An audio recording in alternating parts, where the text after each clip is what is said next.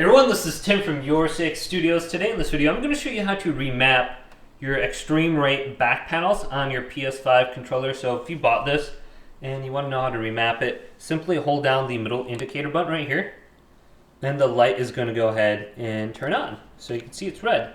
Now hold down a back panel and a face button at the same time. And if you do this, the light will go ahead and blink. That's an indication you know it's mapped.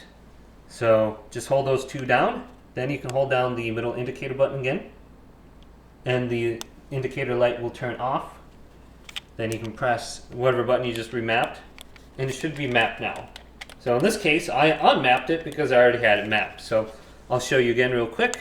You turn this on by holding the middle button. The light is on. Press the button and the face button, and it's going to be remapped now. Turn this off.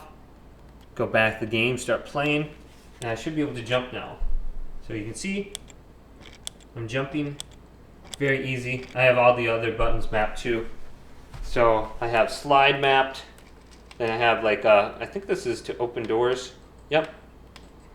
And then switch weapons.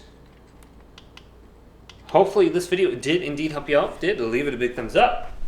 And subscribe to my channel down below for more tech out videos coming up next on Your 6 Studios.